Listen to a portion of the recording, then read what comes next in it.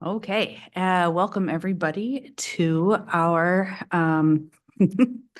sorry, now I've just forgotten what we're called.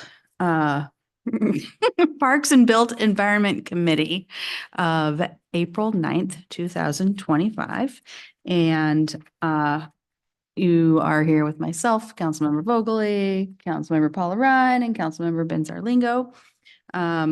We're coming back today with some vacant storefronts policy development process discussion. And if we all seem a little bit like different than other committee meetings, it's because we're not used to sitting up here for committee meetings, and here we are. So I like to say things out loud, and there I've done it. Also, we'll have SEPTED policy discussion. So we will start with the vacant storefronts policy development process discussion. And our goal is for the committee to talk about the process, stakeholders, and how we might want to advance this topic. So I know last month I brought forward some photos that we looked at, and here we are again. And I brought those photos again because I found them in all of my notes. So how do we want to, and I guess we're also here with, gosh, this is weird, Jennifer Gregerson and of course, Attorney David Hall. So we're going to get this all comfortable, totally comfortable.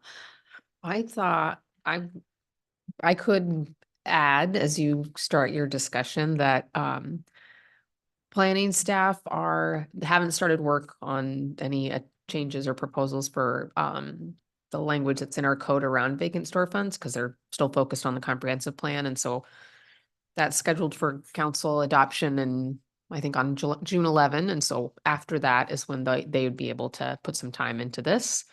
The Public Works Department does have a summer intern who's going to do kind of a census of the storefronts and do some outreach to probably some of the storefronts that Councilmember Vogely brought photos of last month, to inform them about sort of the existing code and, put a little time into just a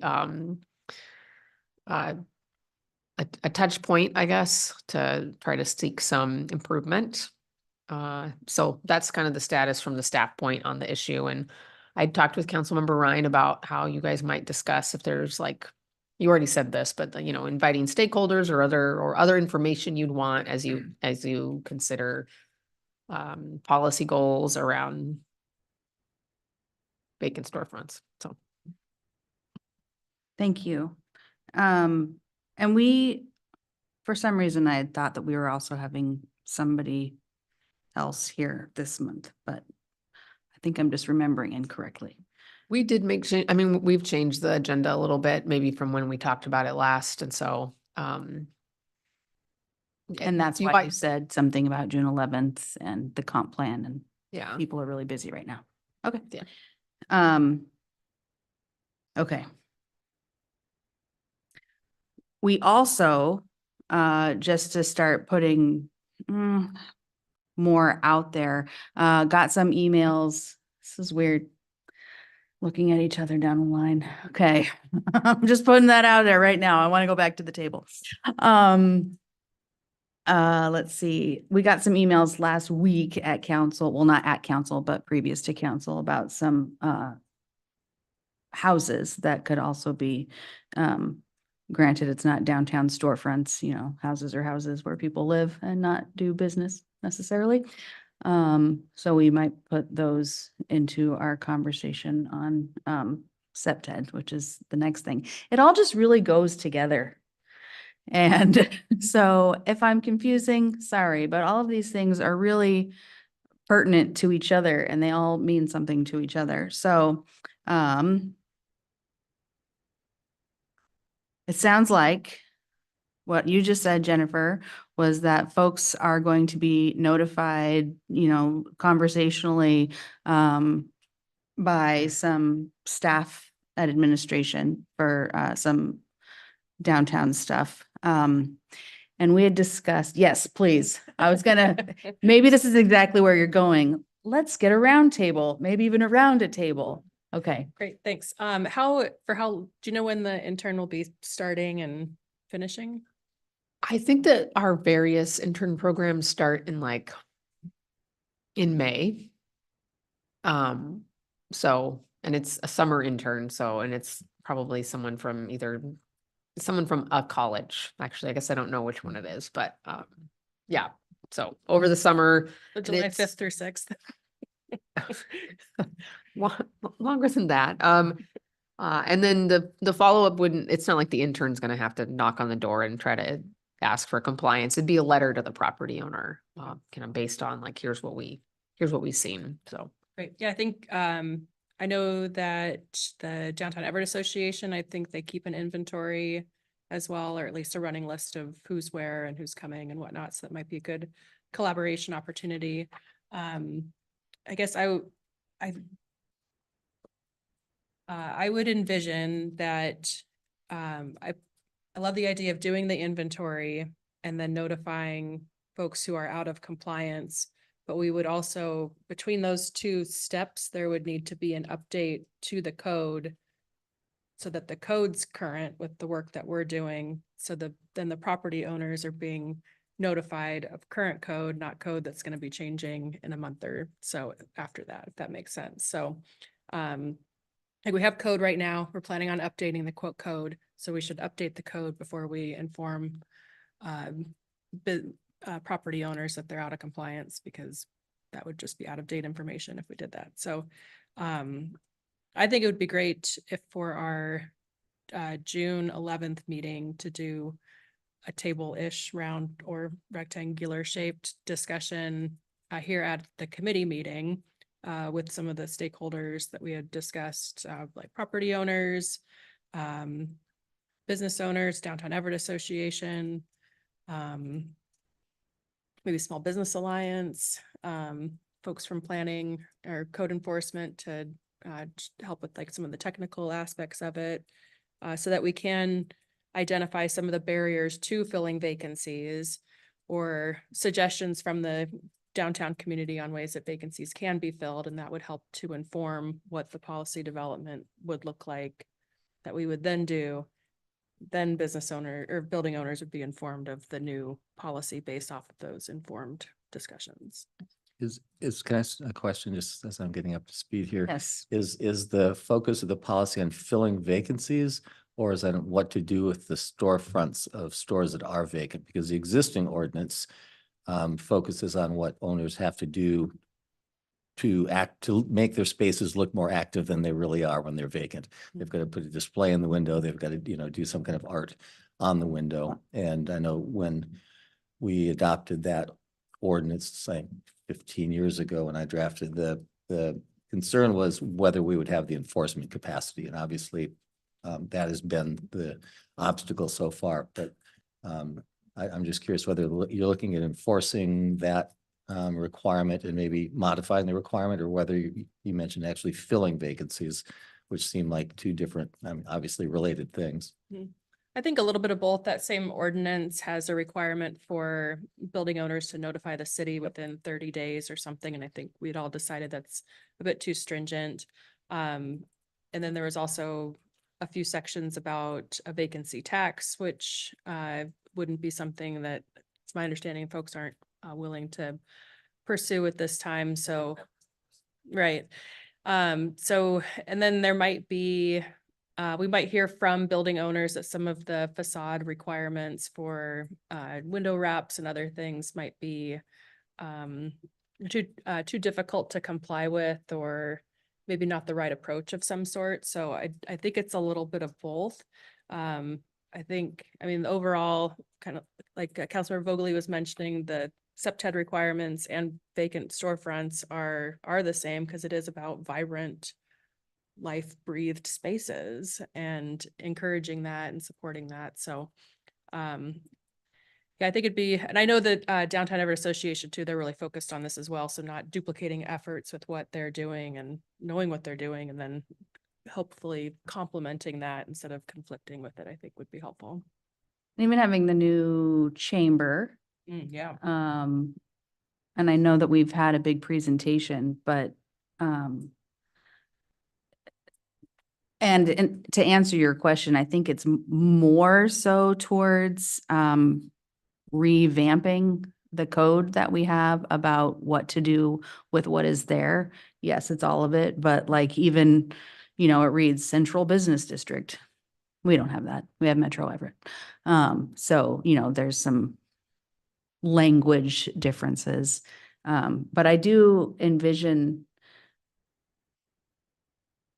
a really robust conversation from people that are in the thick of it. I don't have a business downtown. I go to them. I like them. But I don't know the ins and outs of,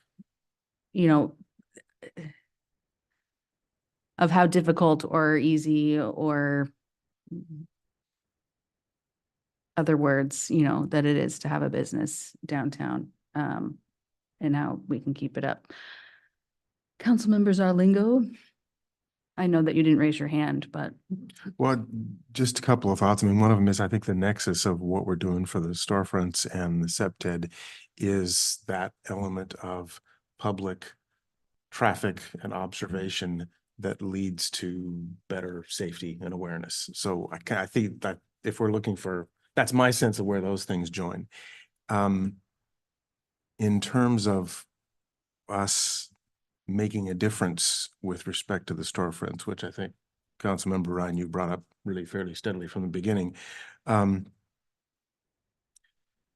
action that we might take if we have current codes, then one way to look at it would be that unless and until we get revised codes following the comprehensive plan update, then maybe we can ask the intern to, and give maybe some criteria to focus on the worst offenders, and then see what we can do with that, because that would give us some experience in actually using the code we have, and maybe we'd see what works and what doesn't. That would give us some ability to recommend to the full council any changes in the ordinances. And I do kind of think that maybe an intern, that might be a good task for an intern to survey some other people, find out what they find is the most irritating or disturbing or inhibiting, and then maybe go interview Downtown Everett Association and get their take on that, and maybe ask them to come and talk to us once they've done some of that. Because I think in terms of logical steps that we can take with the tools we have, then if we identify the worst offenders, match that up to our enforcement capability and our regulations, and then say, well, let's take action there, see what we get.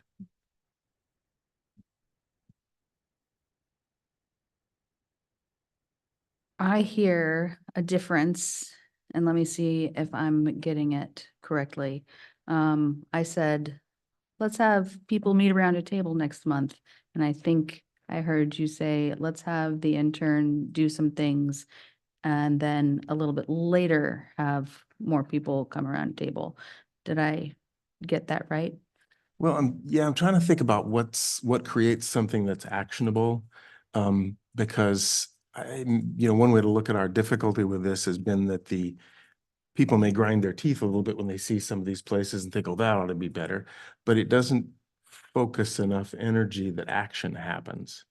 And if there is a resource like an intern who can pull together other resources, anything for people who spend time downtown and are familiar with it, maybe get that, but also from something like the Downtown Everett Association, that maybe gathers enough of an intensity on a particular set of properties or a particular set of characteristics. I mean, they might say, oh, well, we got general agreement on the top 10 of these things that we think are the kind of the most significant effects on the health of downtown Everett. And gee, they all have 6 of these same characteristics or 3 of these same characteristics.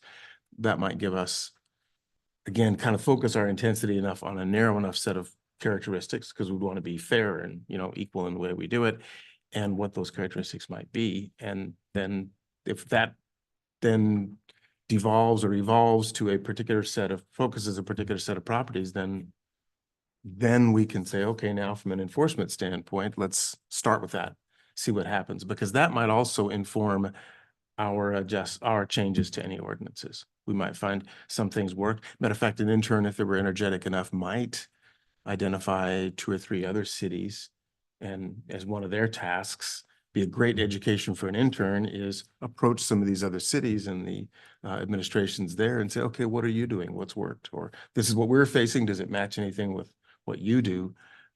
Because I think that kind of stuff might leverage the additional resources and focus them to where we find something that will do. Because it sure would be nice if we actually took specific action in this case. Thank you. Can you tell me again, Jennifer, where this intern is going? Not where they're from, but who they're working with? And are we just making up a whole bunch of jobs for somebody that we have no control over whatsoever? Public Works Department. And that's a pretty big department. And they're getting one intern? I'm not sure. There's a host of interns that the city will have in a bunch of different departments. Communications department kind of oversees it, and then they get deployed. So I'm taking notes, and I'll pass on these ideas. I don't know how many hours this particular intern has over the summer and what the scope really is, but so yeah. I would envision this scope of work, an intern would be more embodied in our planning department instead of public works. I guess I'm not quite sure I'm understanding the. Code enforcement is in Public Works. Okay, I always learn something every day. And most of permitting is in Public Works. There's like planning, permitting, like zoning oversight, right? And the zoning code. And then the other side is in the under Ryan's department, right? The last time we did a big inventory of these buildings 12 or 15 years ago, it was an employee in Public Works that we hired for a year to do that. I've had to have the functions of public works and enforcement and the reviews and inspections explained to me several times, and I still don't have it all because it is kind of complicated. And I know Executive Director Dan Templeman's been working on that. But yeah, that would be, but the other thing I think would be a, maybe Downtown Everett Association may be one of the best, because they probably have strong opinions already from their day-to-day work.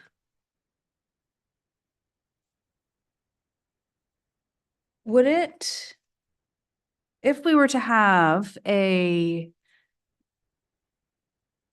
roundtable or town hall or whatnot with property owners and business owners, I don't know if it is legally or not, if it's a question, but could that happen in a place other than this? Like if we went, I mean, I know we can have town halls and we can do whatever we want. However, for a public meeting type thing, is that allowed? Sure, you can do that. If you want to have enough council members there that it creates a quorum, you need to provide notice of a special meeting. But yeah, you can do that. Okay. One of the things that occurs to me is that we were talking about not really knowing all the business factors in this. I'm not being a business owner of the downtown storefront. I don't really know.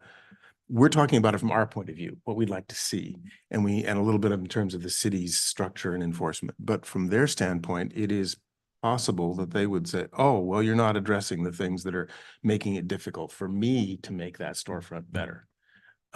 So maybe that's something that might come in a town hall. I don't know. I mean, I'm a little bit afraid that the people most involved in the Downtown Everett Association and who would come to such meetings are already doing those things. So the people we'd most want to reach are not necessarily going to be at that kind of forum or town hall. So that's why I was thinking about more, if we find the things that we or the Downtown Everett Association thinks are the most troublesome, then maybe we approach them, or maybe an intern, or some contact from Downtown Everett Association that approaches them. Yeah, I see it a little bit differently where I think everybody in Everett wants the same goal of a vibrant downtown. So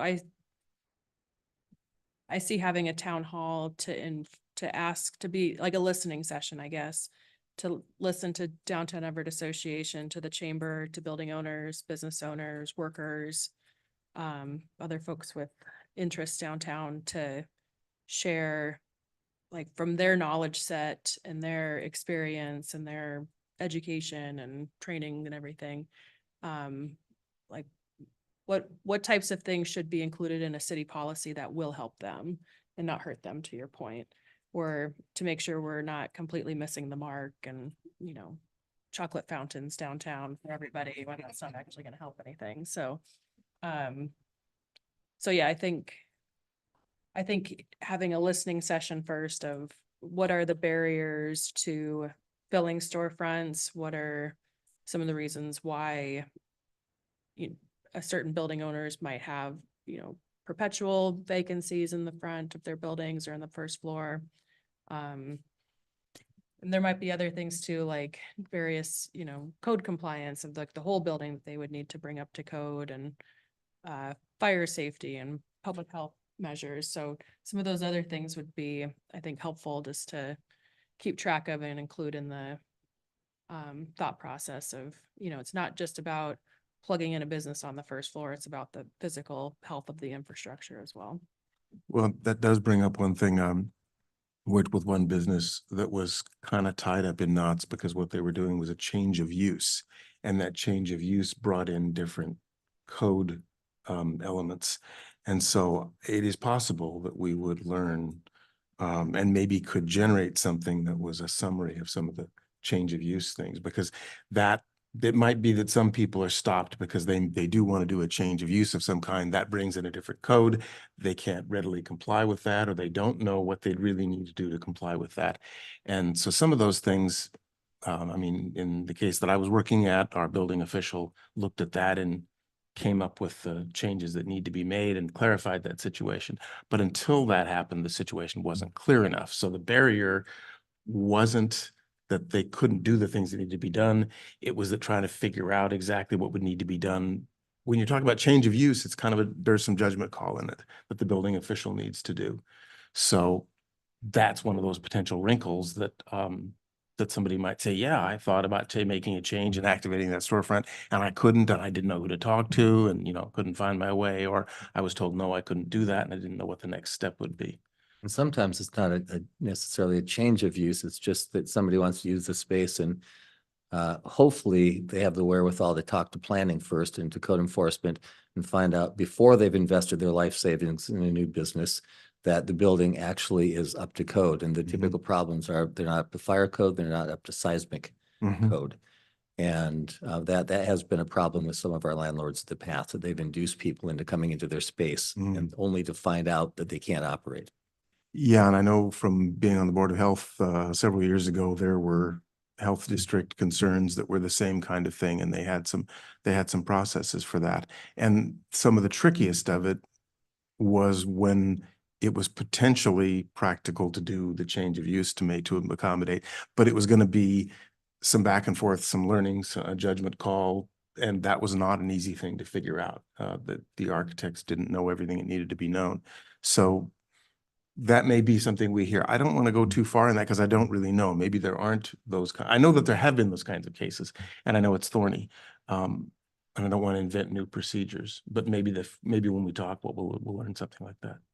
Yes, and thorniness might do better at a town hall type environment where we're not recording everybody word for word. It's still public, right? But we're not necessarily having it on YouTube for the rest of the days that YouTube exists. And easier to not necessarily vent, but I'm sure that there are people that will vent, but have a more candid. Definitely inform us. Yes, have a more candid discussion, I suppose. It's very difficult to do that in this environment, oftentimes for lots of people. Okay, I'm just doing a time check. It's basically 5:30. And this is the month of April. I want a town hall. I'm putting my fist down. If it's agreeable, I mean, I think we can do both things with interns and with open discussion. And I'm also willing to like do groundwork and like make an invitation and hand them to actual people. And make phone calls, because I know that we are in a budget crunch and we have a lack of staff, although it's not, so depending on whatever, I'm just putting out that I would totally make something and invite people and do some groundwork to get it going. And I'm wondering if a June one would be I think it would be enough time, but B, relevant time so that we could also get some more solid stuff about this at the May meeting that's on camera. Works for me. Bless you. Science is what I say. Yeah, I mean, May might be a time to get an initial bit of feedback from Downtown Everett Association, for example. They'll have a set of info and then we'll take it from there. Yeah, maybe if there's even like boxes that needs to be checked or things, I'm not a great note taker, but I'm a great listener.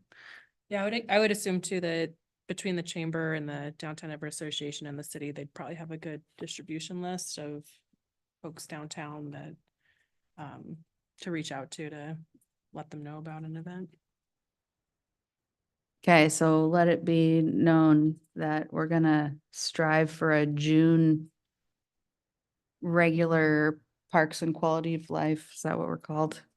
Parks and built environment. Built environment, sorry. I knew that because it's both of them put together. Parks, Quality of Life, Built Environment, outdoor meeting in June. Outdoor. Well, I mean, not here. And who knows, maybe we'll spill onto the streets and have to get a special use permit. Would we do that in lieu of this meeting? That is what I was thinking.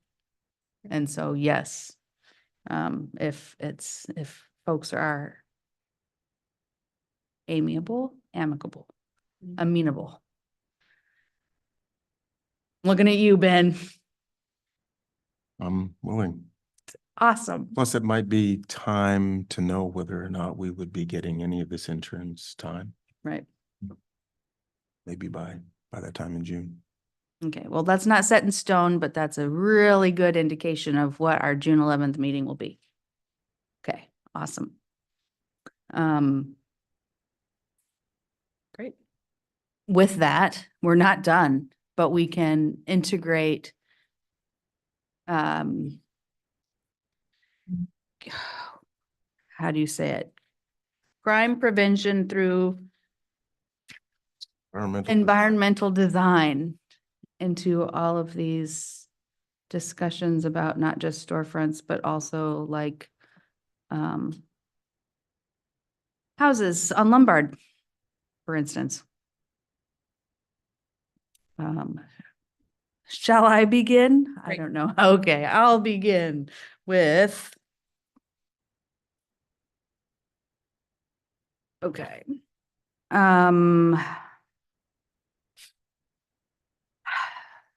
We were given, given a link to the city of SeaTac that has actually, did I print it or no, I just had it open on my computer, which is closed now, but they have an actual ordinance for SEPTED, crime prevention through outside, what is the E? Oh, environmental design. And I was looking it over and I'm going to open my computer again now and get to that place. So if anybody else wants to say anything while I try to figure out my really long password.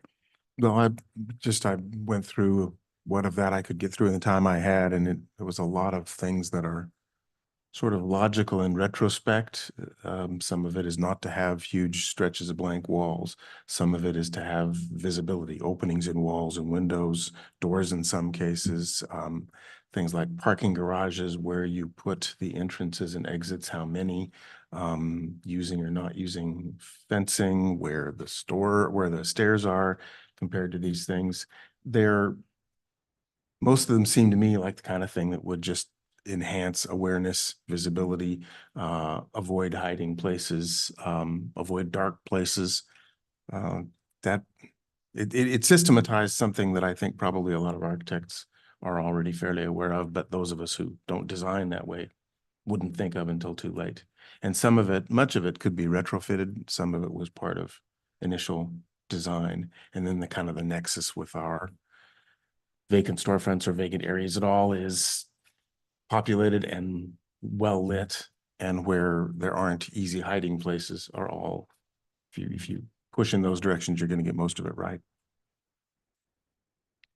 One of the things I noticed about the CTAC example was the application of it, and it was the lighting principles and requirements, pathways and facade maintenance or facade requirements and landscaping. That was required of new construction, additions increasing the gross floor area, so redevelopment of a space that would add beyond 80% of their footprint, public-private parking lots, and some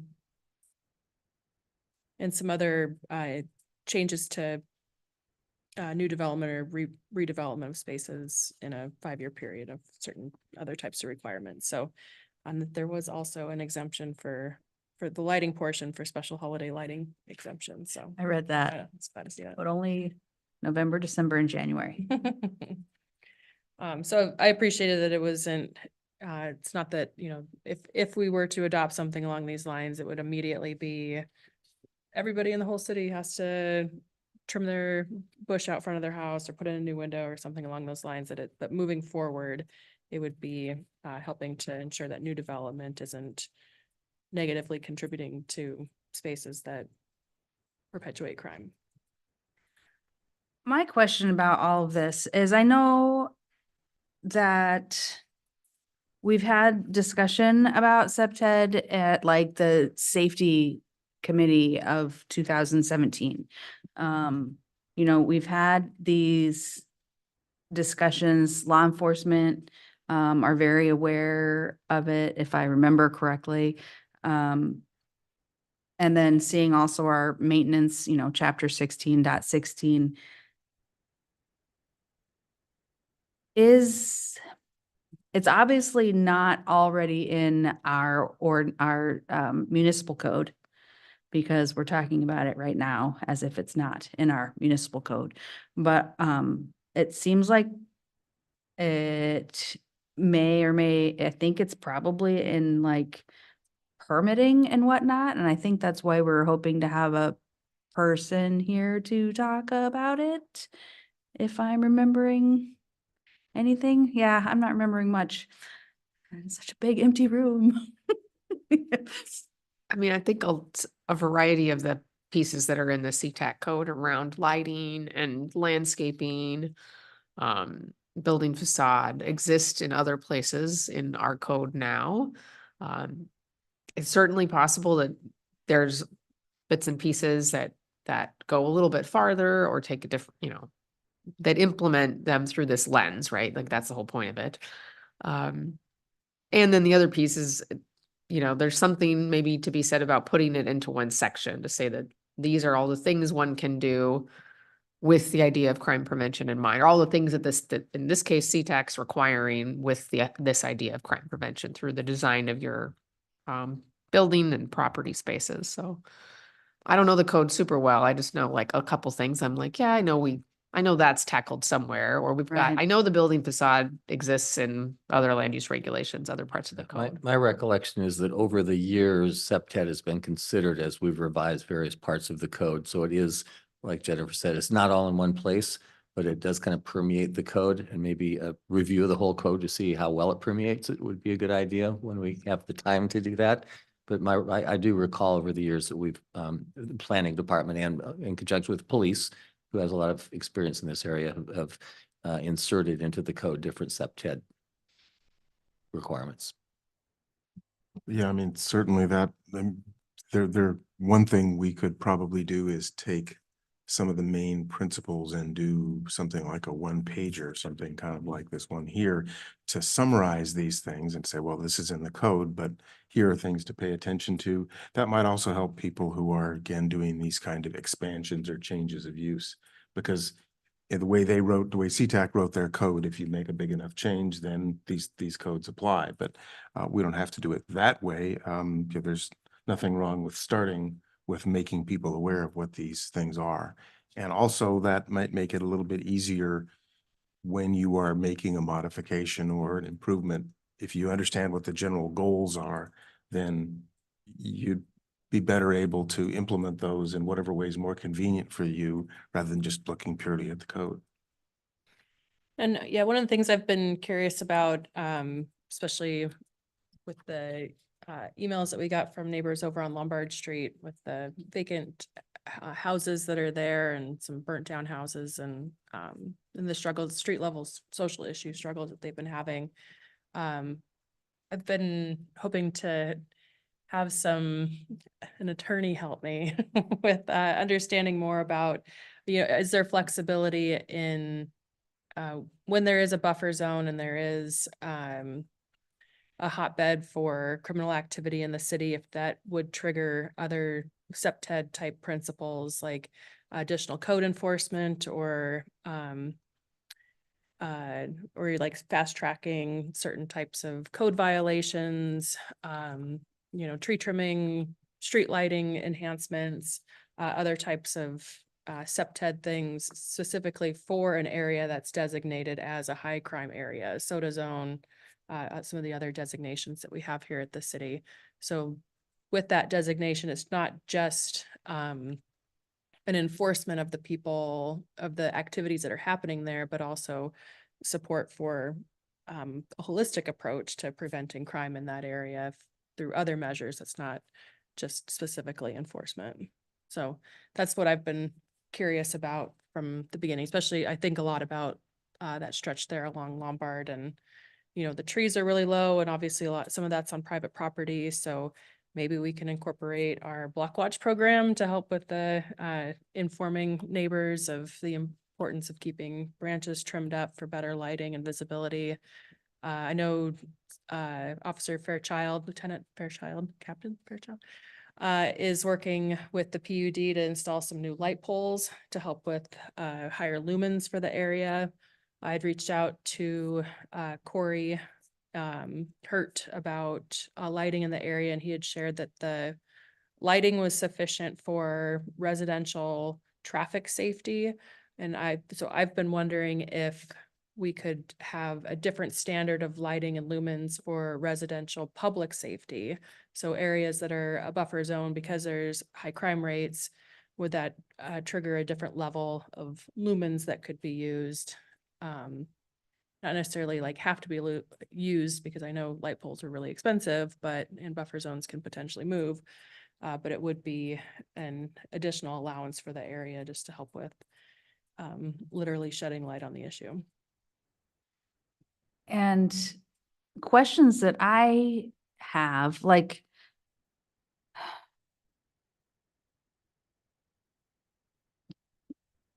I know we're low staff, short staffed. We haven't always been. And I know I am very familiar with the Waits Motel. Yeah, I'm going to bring it up again. They were on a nuisance list for, let's say, 20 years. And it took that long, ups and downs, fluid, things moving up and down. It took an incredibly long time to get that taken care of. To get it taken care of. So, and I know that there's other places in the city of Everett that have issues such as this particular piece of property did. And, we've got all these pictures that people have sent to us from a place that is within a buffer zone, I'm sure, but I haven't looked myself, that there are plenty of calls in to law enforcement, and I imagine that I know that some of them are on some kind of list, you know, these properties, but like, how can the use of buffer zones and SEPTED and code enforcement and the Block Watch program, how can we utilize these things with the amount of staff that we have to get legal action? Okay, so we probably can't have that kind of talk right now, but legal action, or at least some semblance of it for folks that have had these properties that are now boarded up and burned down, and obviously like not doing anything good for the people not living there, and the people living surrounding them. You know, like, is there a nuisance list? Is that something that is available for council members to know or the public to know?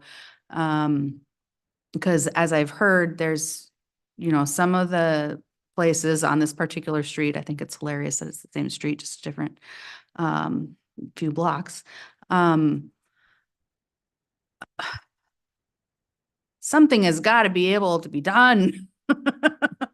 And you know me, I don't want to take properties away and be this big, horrible government person that says, thou shalt do as I say, because it's ugly.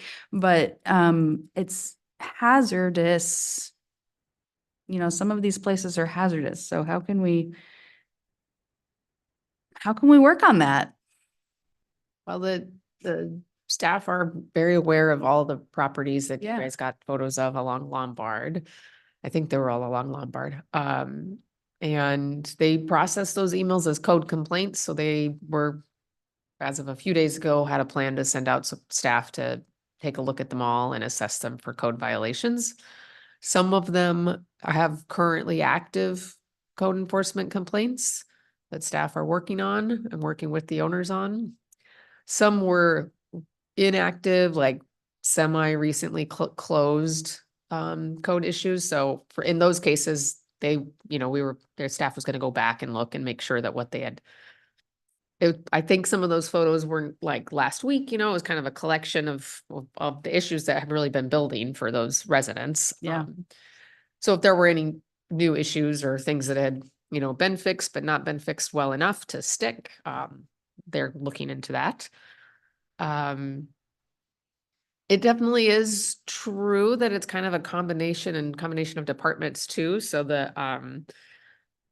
the like putting a fence up would be a code enforcement goal. But it sure is ugly. If a hole is cut in the fence, but it's largely not accessible and maybe activities are taking place on private property inside a building, that's probably more of a public safety question and not a code enforcement question. And I don't think we've had like a cross-departmental conversation. Well, I can't say for sure. I wouldn't have been at the table necessarily, but I'm not sure that we've had that kind of cross-departmental conversation about the buffer zone and how that tool could be used as sort of like a signal to code enforcement, or, you know, I know they've made changes since the first ones were implemented, and we have kind of different procedures to launch them and to work with the neighborhood and with service providers and things like that. But so I think there's probably conversation to be had around that. There's at least two Yeah. properties that are working through a permitting process, and I think they want to get to that stage so that they can tear the houses down and rebuild. I'm pretty sure Jose mentioned which ones he thought those were, and he's right, which ones they are. And there's another one that's been an issue for, maybe it's been 2 decades. I don't know, maybe not quite as long. I don't know. And it's like there's a change in ownership and the possibility for it being redeveloped, and it just, you know, but I don't know when that'll happen. I mean, the world is uncertain, so. Well, I have question. I mean, it sounds like there's a different branch of codes for vacant commercial versus vacant residential. And this is one of those things. I know in some cities there are difficulties. People would want to tear something down, but it's hard to get a demolition permit if you don't have a building permit. Because the usual idea is you do those things, the demolition preparation for building. So I don't know if we have any rocks we put on the road for people. My sense of it in some of these cases is it's mostly inattention on those residential properties. And then we need to have, we need to look at whether we've got a complaint and a violation that we can take action on.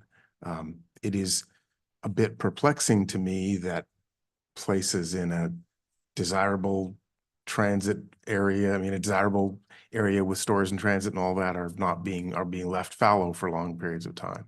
And so that I don't know whether there's more we can do in that area or not. It's hopeful that some things are actually happening there, but it looks like some of those have been fenced off for a long time and never been either torn down or improved. Yeah, I mean, I think an owner that if they're looking to redevelop, they're probably trying to put together all their costs at the same time. So they don't want to tear it down and then wait 6 months and then rebuild. They want to just do that. And they sort of may like be same trying to put together contractor. multiple properties to make a big enough property, because near that area are some much larger developments going in. And that maybe is sort of seen as more the future of that area, or it's more practical simply to get most of a block rather than one house lot or two.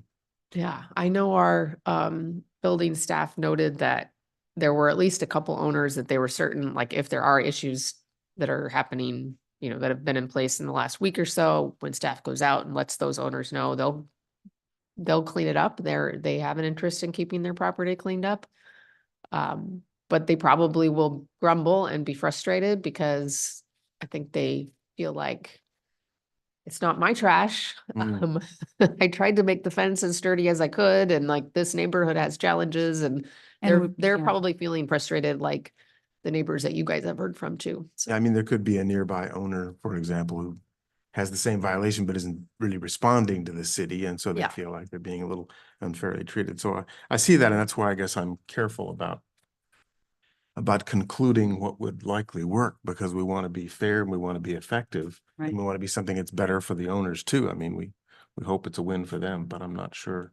You brought up an interesting point, and I'm not sure, I know that I don't know the answer. Demolishing before building. And I understand, yes, one would need a demolition permit. But must one have plans within the city of I know that one doesn't necessarily need to have plans in the city of Everett if you're going to demolish something. Baker Heights, they're getting federal funds. So, and who knows what's happening with them, but they're in theory getting federal funds. They know what their project is. It had to go through before they could do any demolishing of the Baker Heights stuff. Now that they have their plans, whether or not it's going to happen, because of federal funding, they can now tear down the buildings that were there for a long time. But that's not necessary. Am I correct in that you don't have to have a plan for building I before believe you you can are, take I believe something you down? are correct, but if you don't have a plan for building, then the demolition permit will have requirements to secure the property after demolition, so that it's not just a hole in the ground. Okay. And of course, from a financial standpoint, in many cases, the finances to build the new thing are part of the demolition financing, which is not inexpensive, especially if these are older properties and might have asbestos or lead or something like that. Okay.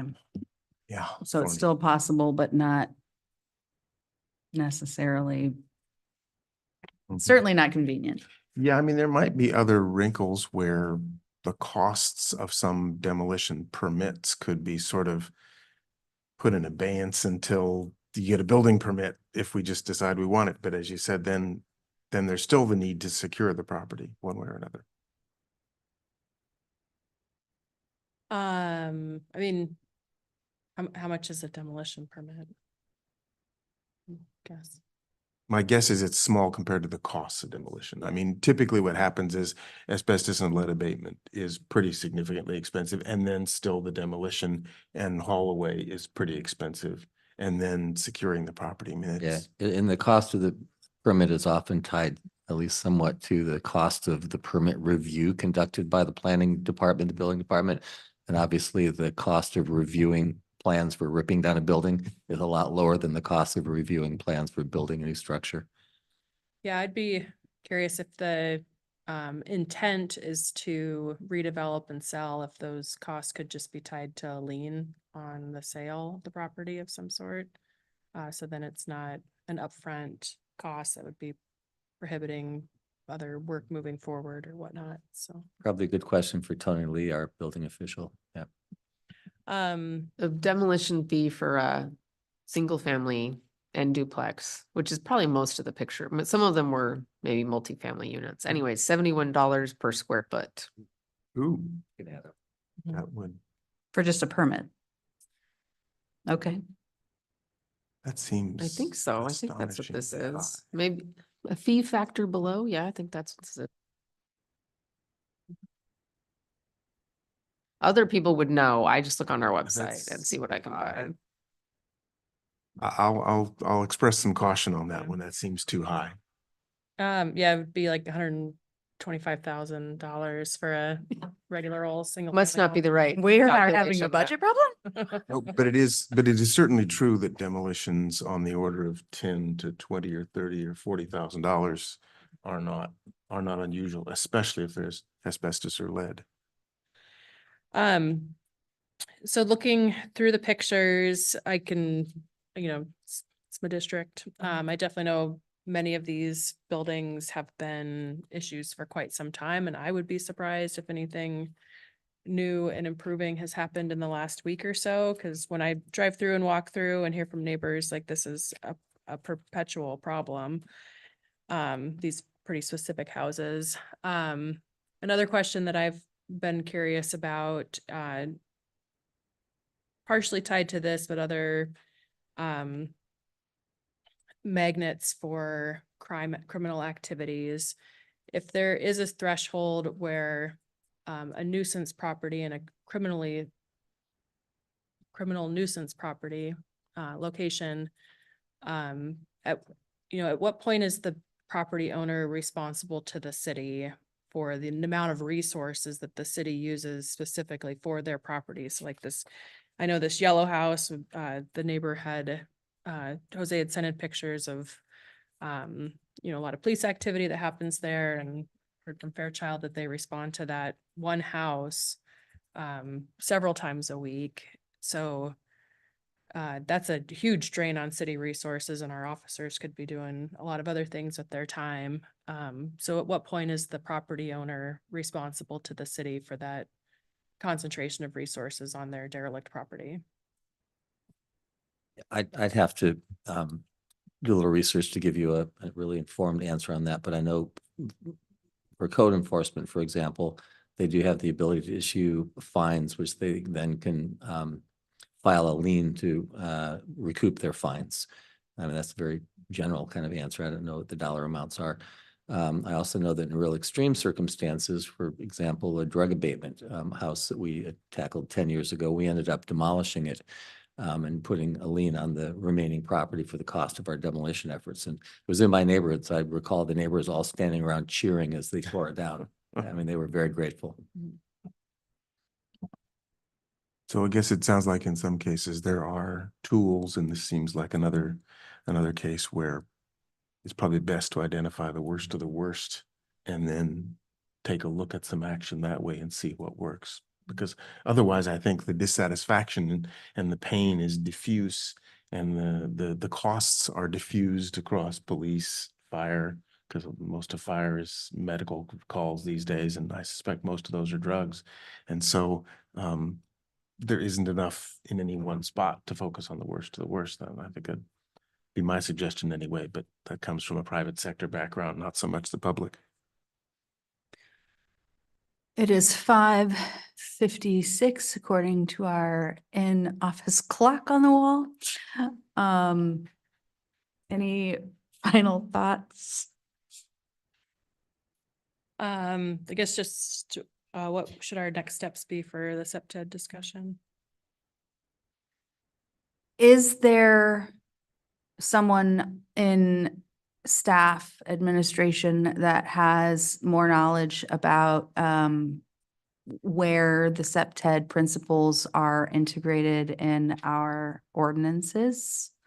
And/or would that be a place to go if there were such a person that had that information pretty much just on their brain? That is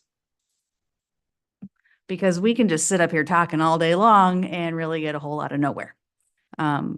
But or not, I don't know. I'll look into it and see what I can share.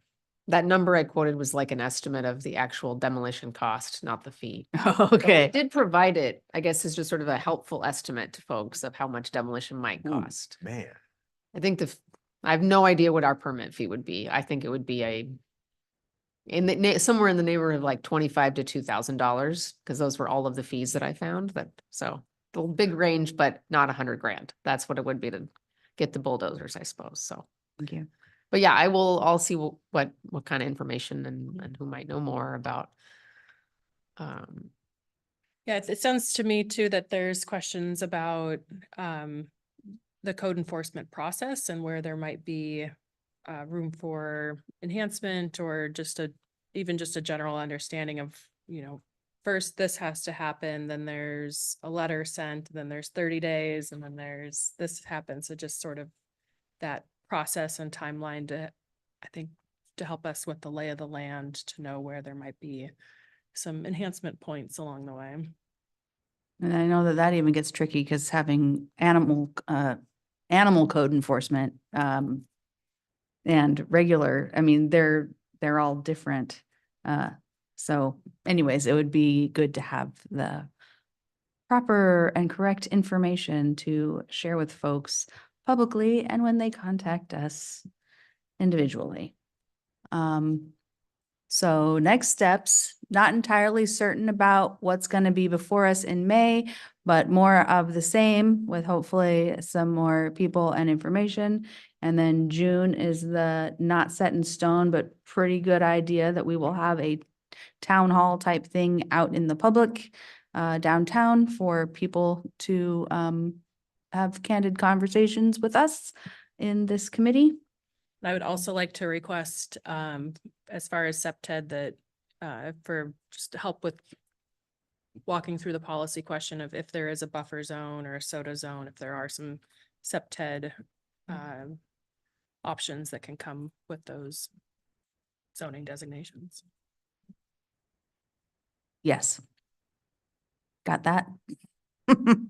Yeah, I think that'll be interesting because a lot of those are like, the SEPTED things are like permanent, like build your building in this way, install your lighting in this way. And the buffer zone is contemplated as like a 1-year status.